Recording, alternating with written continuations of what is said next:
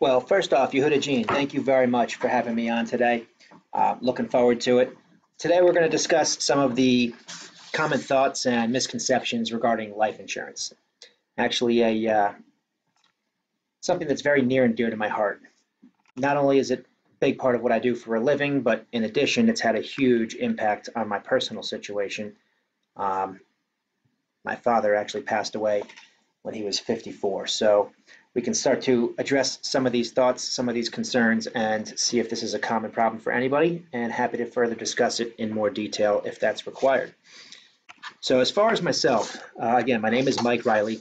I'm an accredited asset management specialist, a life underwriting training councilship fellow, a retirement income certified professional, and a managing director over with AXA Advisors in Morristown, New Jersey.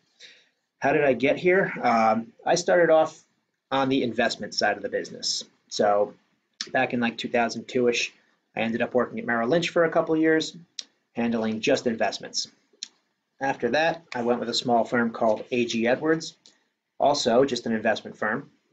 After doing a couple of years over with A.G. Edwards, I went back to Merrill Lynch for another 4 or 5 years, on to MetLife after that, where I got into life insurance and financial planning, and then now with AXA Advisors.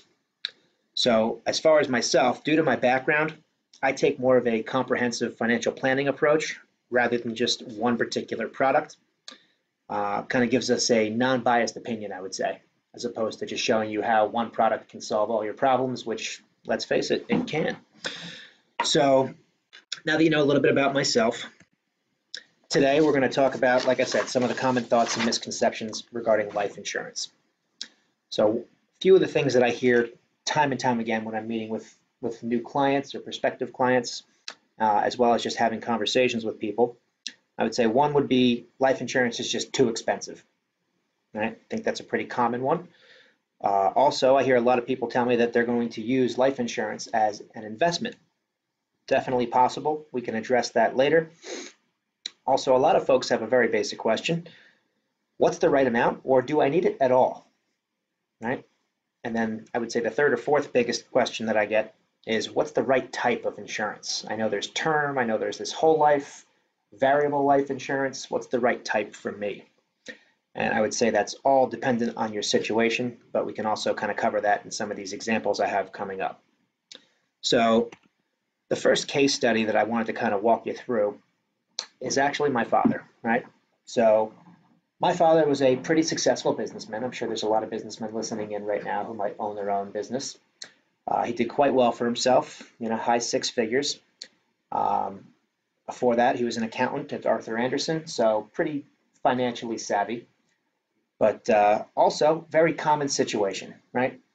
He had a lot of income coming in, and for him, he kind of was of the mindset that only 2 or 3% of the folks out there pass away early. So why would I get life insurance when I could just keep saving all my money to help prepare for retirement, make sure that I'm able to reach all my other financial goals, when odds are I'll be around a long time and be able to accumulate more wealth if I don't pay for insurance, right? So he kind of falls into that too expensive category. He also never really knew what the right amount was or if he even should have life insurance. And back when I was with Merrill Lynch and A.G. Edwards, no fault to them, great companies, but they focus more on the investment side. So I kind of even agreed with him early on in my career. If your goals are to retire at a certain age, pay for the kids' college, maybe get that vacation home that you always wanted, why would we take out life insurance when we could just keep accumulating assets to reach those goals quicker? So again, my father, successful business owner, well-educated, good financial background, used to be an accountant. He actually ended up passing away. He smoked about 4 packs a day, passed away from lung cancer at 54. So for my father, when this all took place, again, he had a great income. My mother was used to a great lifestyle. Me and my sister were always provided for. But, when he passed away, there was really not enough assets left to be able to continue my mother's lifestyle, to be able to continue to help out his parents, my grandparents, with some of their expenses and some of their needs. And things really started to fall apart. Within 6 months, his business went under. Probably another 3 months or so after that, my mother had to sell the vacation home that she planned to retire in down in South Carolina. And probably another 2 or 3 months after that, since there was no investment income, or not enough, I should say, investment income to support her lifestyle, she actually had to sell her primary residence and downsize into a townhome. So at that point, I was doing pretty well myself. I kind of stepped in, started giving my grandparents a couple $1,000s a month, ended up helping my mother out. She lives with me and my wife now. So she was able to still continue her lifestyle, take the vacations that she always dreamed of, and do everything she wanted. But it wasn't because they had saved enough, and it wasn't because they did the proper planning. It just so happened that she was lucky enough to have a son that was doing financially pretty well for himself. So is life insurance really too expensive? Um, if we had just had some term insurance on him for 100 or 200 bucks a month, she could have had $1 million or $2 million in death benefit, and everything would have been totally different, right? She would have been able to keep that house. She would have been able to keep the vacation home, spend 6 months down where it's warm and 6 months back up in New Jersey every year. She would have been able to do all the trips that she always wanted to do. Maybe even keep the business going if that was one of her priorities. At least it would have given her enough time to be able to sell the business. But just because everything played out the way it did, there was nothing left. She had to make a lot of decisions very quickly, and she was left in a pretty tough spot. So I always say, for that couple dollars a month, is it worth providing the certainty that your family doesn't have to make those decisions? Is it worth making sure that your loved ones can continue to live out their lives, especially when they've just suffered a loss like that? The last thing you want to think about are all the financial issues that pop up. So for a couple bucks a month, term insurance would have solved that problem.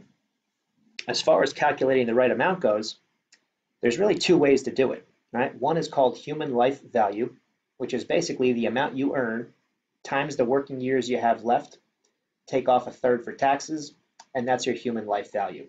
That's what the court system uses to figure out the right amount. If you went through a divorce, that's what the court system uses for that as well, to figure out if you need to keep a certain amount of insurance.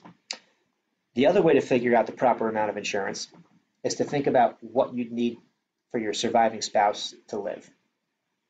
Right? I usually say you can draw about 4% on a pool of investable money. So if you had $1 million, that would provide your spouse $40,000 a year of income. So depending on how much income the surviving spouse or family would need, you can kind of figure out what the right amount of death benefit would be for term insurance. Next, I want to talk quickly about another case that I had where it was a young couple. They had some children. The wife was actually no longer able to work. So she had been diagnosed with cancer, was out on sick leave, and for her, we were able to convert her life insurance into a whole life policy from the group term. Now, when we did this, the price was significantly more expensive, so they weren't sure if they wanted to keep it or not. And she also thought that she might be able to use it as an investment. So for her, there was really two purposes to it, right? First off, I want to be able to build my money, grow it on a tax-free basis, and take out tax-free income in retirement. Secondly, if something happens in the meantime, I actually have a benefit to be able to leave my family so they can continue on their life. For her, she actually went about 6 months before the cancer came back. And unfortunately, the husband called me about 8 months later. The wife had passed away. And I'll never forget dropping off the check. We only ended up getting her about $400,000 of death benefit, but it had a huge impact on their life. Right? When I met the husband to give him the check, he came out of the elevator crying, ran up to me, gave me a big hug, and said, "Mike, thank you so much for recommending this to us. It was something we really didn't want to do, but you had kind of explained to us the need for it. We spoke to her parents, and they agreed that it was something we should do. And because of you, I'm able to make sure I put away money for my kids' college. Because of you, I can hire a nanny to take care of my son. I don't have to quit my job, lose my house. I have enough going on in my life right now. I'm thinking about enough different things. I just lost my wife.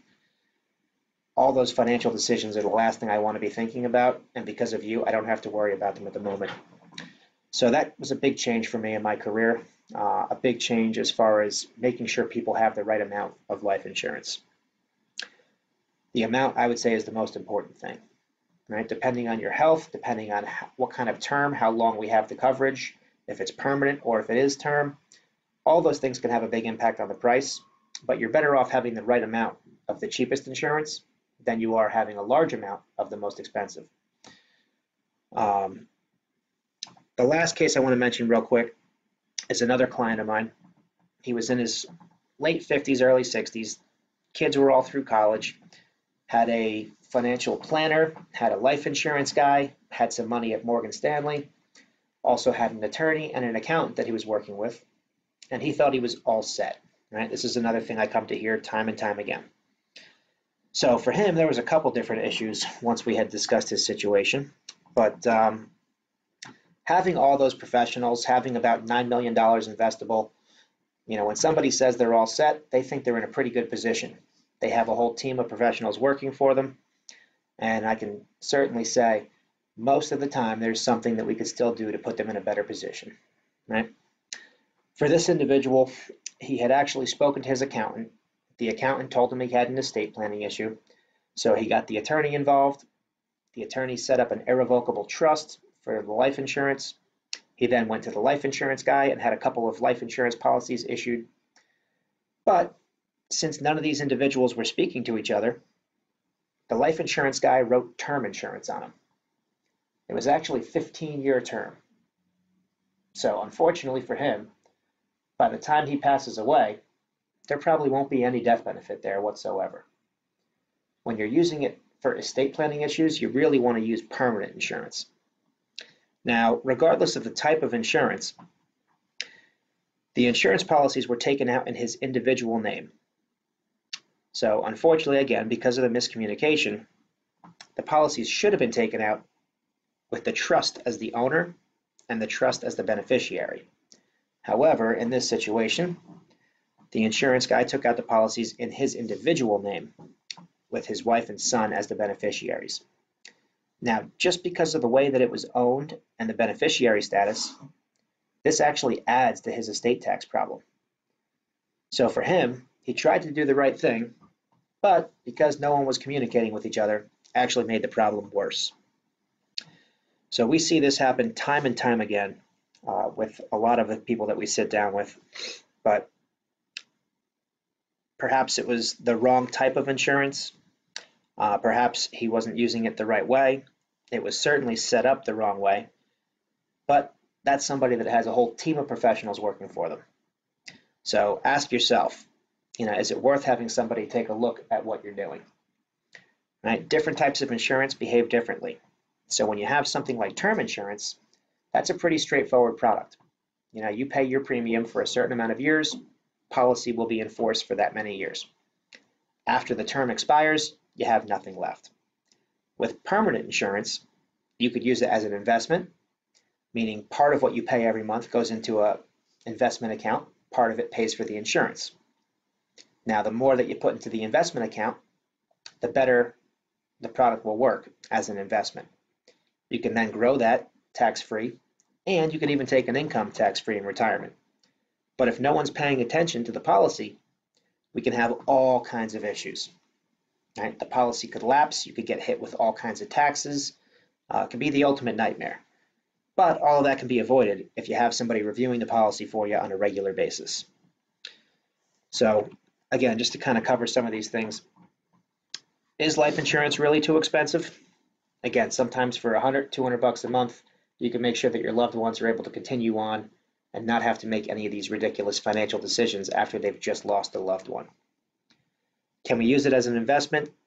Absolutely. But the most important thing is if we're going to do that, we have to make sure we're reviewing it on a regular basis and constantly keep up to date with the policy, what's going on with the investment piece of it, and make sure that we're not in danger of losing the policy or getting hit with taxes. As far as the right amount of insurance, again, we've gone through that a little bit. You can calculate the right amount on your own, or you could certainly reach out to us and we can help do that for you for free. So hopefully this has been a little bit of a benefit to you. Thank you again for having me on today, and look forward to speaking to you again. Bye bye.